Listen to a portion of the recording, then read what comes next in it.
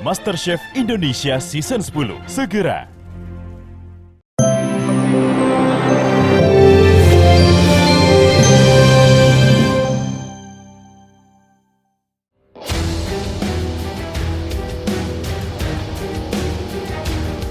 Musisi solo Pamungkas baru-baru ini jadi pembicaraan publik tanah air lantaran aksi panggungnya yang dinilai tak senonoh.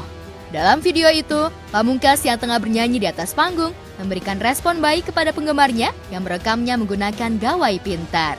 Saat itu, Pamungkas mengambil salah satu HP penonton yang ada di dekat panggung. Hal itu dilakukan lantaran Pamungkas ingin merekam langsung dari atas panggung. Sayangnya, sebelum dikembalikan kepada si pemilik ponsel, Pamungkas justru melakukan hal yang dianggap warganet kurang etis, apalagi dilakukan di hadapan penonton yang bisa dibilang hampir kebanyakan wanita.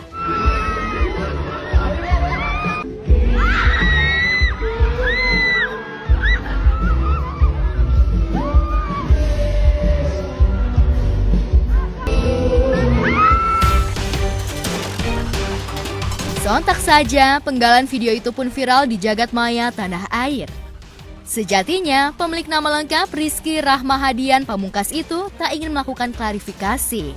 Namun ada satu hal lain yang akhirnya ia buka suara atas viralnya video tak senonoh yang dilakukannya saat manggung. Ini dia yang kalian tunggu-tunggu. I'm gonna make a statement about what's happening right now. Saya diam beberapa hari ini karena saya sedang mengumpulkan informasi, pertanyaan, hujatan, dan saya sedang menimbang-nimbang apakah perlu untuk angkat bicara atau enggak. Tapi semalam sesuatu terjadi yang membuat saya memang mau nggak mau harus make a statement about this. Saya udah punya beberapa list pertanyaan yang saya akan jawab. Yang pertama, ini apaan sih, ngapain sih kayak gitu? Ini lagi manggung bang. Itu adalah sebuah video yang di screen record, dipotong.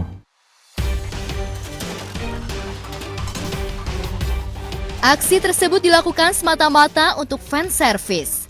Apalagi peristiwa itu yang terjadi sebenarnya jauh lebih asik ketimbang penggalan video yang beredar di jagat maya. Bahkan pelantun To The Bone itu justru dianggap normal. Bahkan ia membandingkan peristiwa lain yang jauh lebih kontroversial ketimbang dirinya. Tapi sayangnya, publik sudah kadung mencap Pamungkas tak beretika kala mentas di atas panggung. Apa kabarnya yang malah memperagakan aktivitas seksual lalu disemprot-semprotkan kepada penonton. Ada juga yang malah angkat gelas isinya. Ada juga setiap lagu yang sama diajak fans perempuan naik ke atas, dipeluk-peluk. Kok lo pada diem aja? Waktu gue handphone, by the way, it's a phone. If I'm doing any harassment, it's supposed to be phone harassment. Kalau nggak ada etikanya, kecuali gue lakukan itu di parkiran, I'm fine with it. I'll take it. Atau di backstage, atau gue rampas handphonenya secara paksa. Dan yang membuatnya semakin geram setelah video itu viral, Pamungkas dituding oleh warganet mengkonsumsi minuman beralkohol hingga ia bisa leluasa berbuat tak etis di hadapan penonton. Bahkan salah satu warganet ada juga yang mention Badan Narkotika Nasional. Namun hal itu kembali dibantah oleh Pamungkas.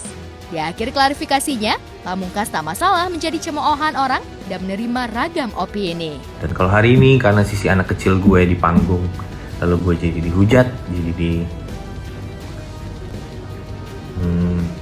salah kan, it's okay, that's who I am.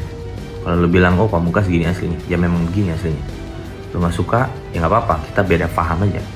Beberapa bulan ke belakang kalau lu lihat kerjaan gue, beli gitar, beli drum, upgrade studio. Nah itu kan beli-beli kayak gitu butuh anggaran ya bang ya.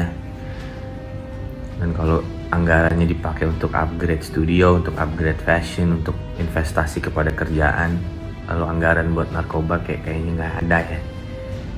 Logika aja bang. Mabuk, ngapain sih tuh orang mabok ya?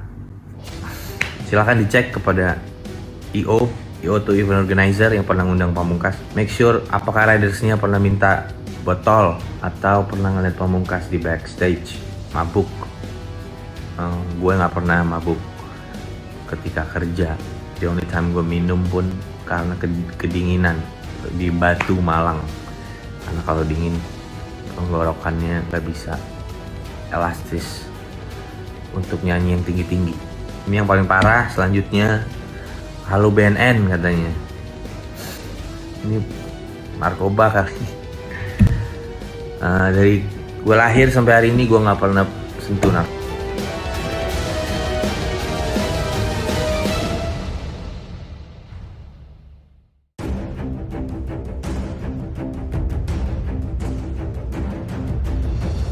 Di tempat terpisah, kabar mengejutkan datang dari selebgram Marissa Icha yang tiba-tiba mencabut laporannya terhadap Medina Zain soal laporan palsu di Polres Jakarta Selatan kemarin. Lantas, apa yang membuat Icha akhirnya melunakkan hati untuk bisa mencabut laporan dan berdamai dengan Medina? Padahal jauh sebelumnya, ia ngotot bakal terus melanjutkan proses hukum lainnya agar Medina bisa jera. Laporan udah saya cabut melalui lawyer saya. Terus kemarin juga dari sahabat-sahabat Medina juga meminta saya untuk ketemu, cuma saya juga belum sempat dan belum meluangkan waktu buat ketemu.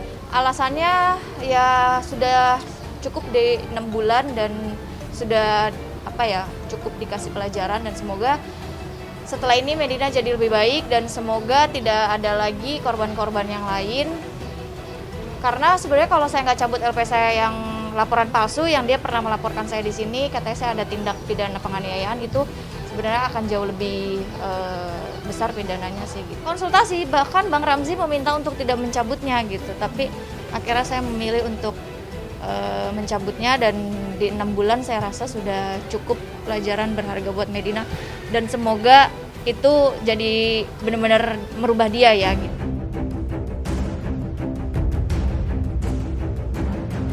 Meski masih menaruh dendam, namun faktor kemanusiaan yang justru dikedepankan Icha.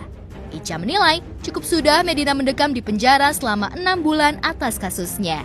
Apalagi Icha melihat Medina memiliki anak yang masih balita dan tentunya masih harus dalam dekapan Medina sebagai ibu. Sudah selesai, jadi saya melaporkan yang pertama sudah 6 bulan. Setelah itu laporan saya yang laporan palsu saya sudah cabut, saya sudah ringankan atas dasar teman-temannya meminta, dan Medina juga katanya kalau saya dibilang kalau disuruh untuk saya sujud di kakinya Kak Icha juga saya akan sujud, dia sampai kayak gitu. Terus dia gitu minta tolong karena anak saya gitu, karena anaknya masih terlalu kecil dan nyari-nyari dia. Ya karena saya juga seorang ibu, jadi saya